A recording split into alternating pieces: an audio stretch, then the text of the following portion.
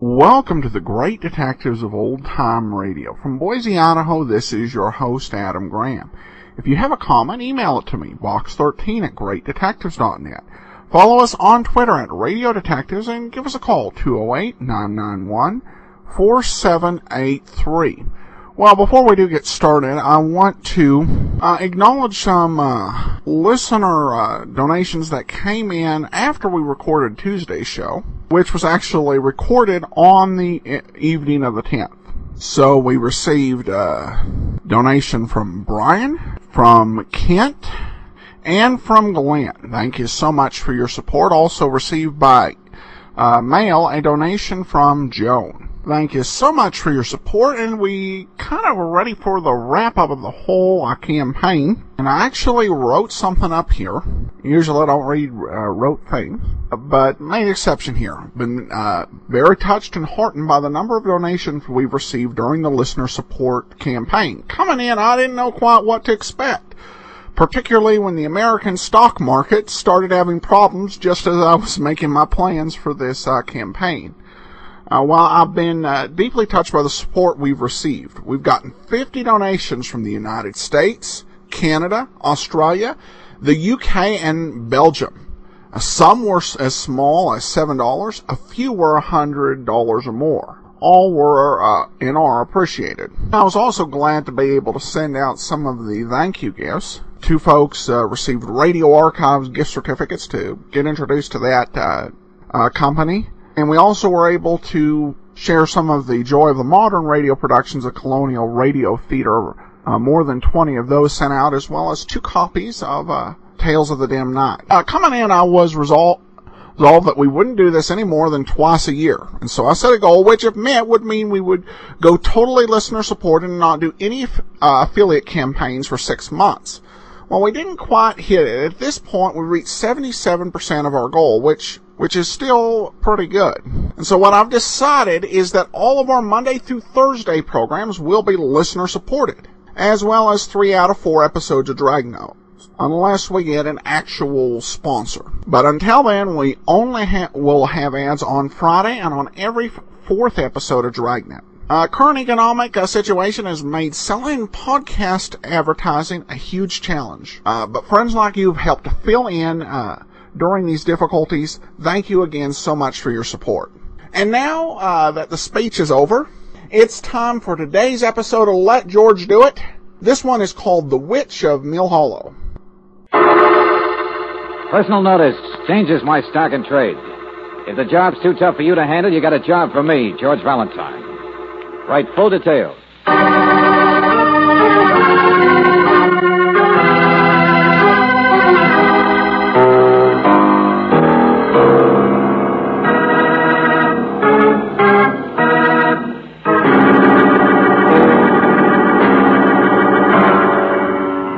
Standard Oil Company of California, on behalf of independent Chevron gas stations and standard stations throughout the West, invite you to Let George Do It.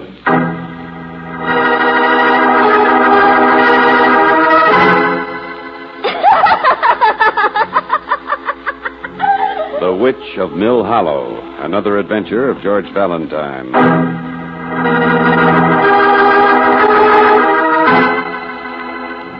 My dear Mr. Valentine, my name is Silas Orrick, and from my experience as editor of a small-town weekly newspaper, I know that I'll have to say but a few words in order to attract your attention. Let me only preface my statement with the remark that Mill Hollow is just an ordinary town with an ordinary number of secrets and the ordinary amount of gossip. That until a year ago, we all got along quite well together, without any disturbing element to ruffle the surface of our peaceful existence. Further, that this is the year 1950, and what happened seems almost impossible.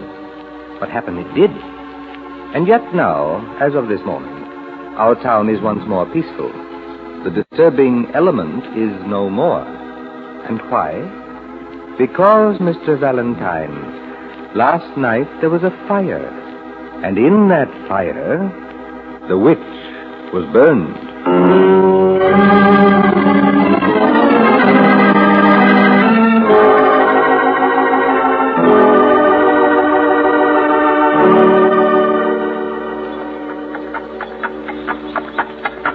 Oh, now, wait a minute, Mr. Valentine. There ain't no such thing as witches, you know that.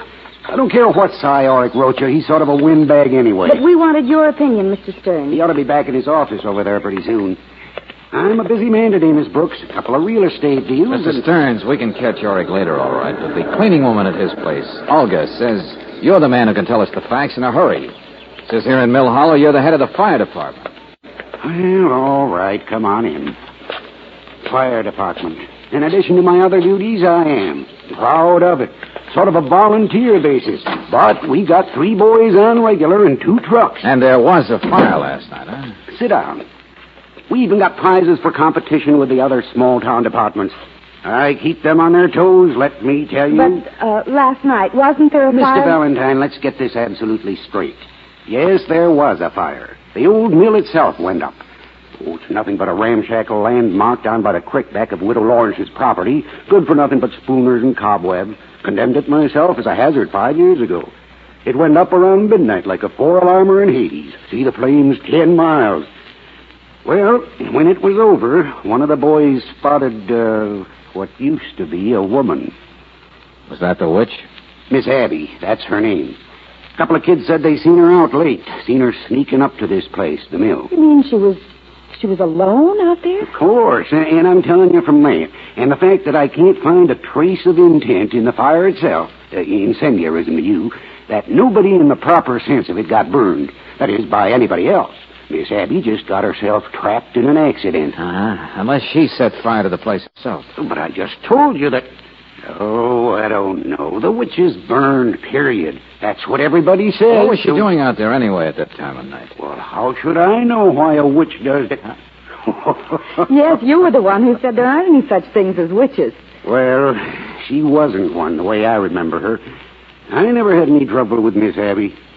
How is it you do remember her, Mr. Stearns? Doc Ransom. I suppose he could give you a better idea what made people hate her. Kids be afraid of her. Made her be so ugly, the way she peered at you, shook her umbrella. Oh, little Miss Abby. And she's dead now. Out there at the mill to put a spell on the place. That's what the kids think. Well, go on. Tell me about her. What is it you remember? Well, she was the piano teacher. Yes, piano teacher. That's the main thing. Just as nice to everybody. Never spoke a hard word. Not a whisper of gossip crossed her lips. Not for 20, 25 years, maybe. Regular institution, just like choir practice or the town elm trees. Only, well, about a year ago, I remember, the change began. One of my daughters was taking a lesson while the wife and I listened. I remember the wife's dog, big, fat spaniel it was. He was howling along at the piano the way he always did.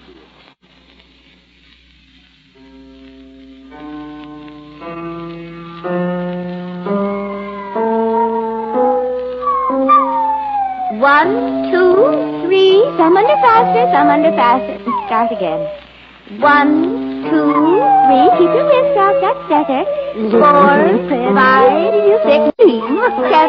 He doesn't bother you, does he, Miss Abby? The dog doing that, I mean. Dog? No. My last no. Wrist. 1, 2. Be dead soon anyway. Let him enjoy himself. Wrist up. 1, 2. What? 3. What was that? Miss Abby. No. Miss Abby, what did you say? Wrist up. That's it. Lance. I don't know. About the dog. The dog. I just said he'll be dead. The big fat nuisance won't whine anymore. He'll be dead very soon. Miss Abby! I just... Oh. Mrs. Stearns, what's the matter? What did I say?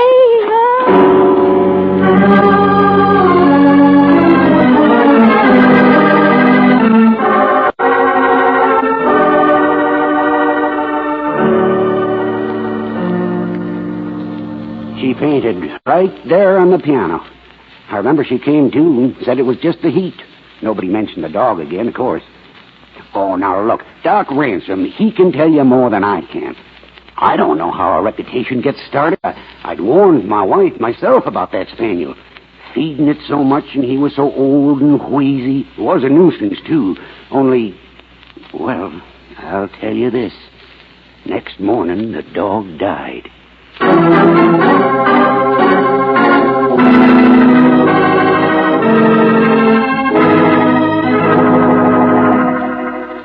Fred Stearns is a fool. I don't know why a sweet little lady should start saying strange things. A country doctor, Mr. Valentine, is not a psychiatrist or any highfalutin... But Dr. Ransom, Miss Abby did change about a year ago. Oh, the ugliness? That's glands, I suppose. And suddenly talking so much might be from the repression of the years of silence. But I never had any trouble with Miss Abby. She never cut loose on me any more than she did on Auric or the widow Lawrence. What do you mean, cut loose? The whole town seems to be buzzing with the idea that a witch got burned. Now, can you blame me for being curious why Miss Abby went up in such spontaneous combustion in the midst of such universal dislike? In the midst of fire, you mean? An accident? Oh, I don't know, Mr. Valentine. Of course, there's no such thing as predicting death or being in tune with the supernatural, but... But what? Oh, shooting a mouth off it at funny times. A wedding rehearsal once, I remember that. Nothing to do with her or me or anything else, but just funny the way it happened, that's all. People don't even live here anymore. Miss Abby was playing the music. Anyway, just a fancy rehearsal. Everybody patting each other on the back. Big, successful marriage. Only along right in the middle of it.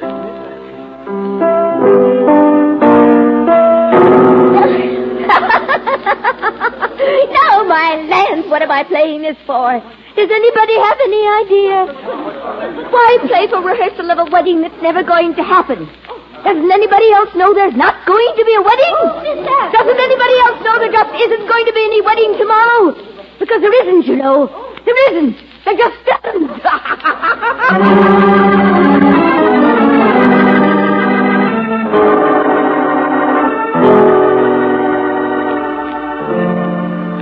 Of course there wasn't a wedding. But don't get the idea Miss Abby predicted it or put a hex on it. Well, the bride. Seems she was mixed up with some other boy, married him instead later on. But the point is the old lady liked to spill secrets, is that it? I don't know how she could have known. Or maybe she didn't even know she was doing it, or why. Yes, it seems to me Miss Abby was just a little... Crazy, eh? A lot of people thought that. There was even a growing move on to put her away. Everybody had always been so fond of her before, but I tell you, I wouldn't have wanted to sign the papers, Mr. Valentine. Yes, I might as well admit.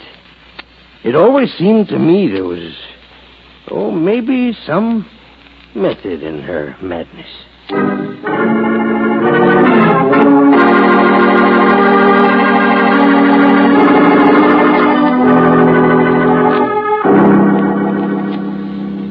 She was mean. That's what she was, mean and spiteful.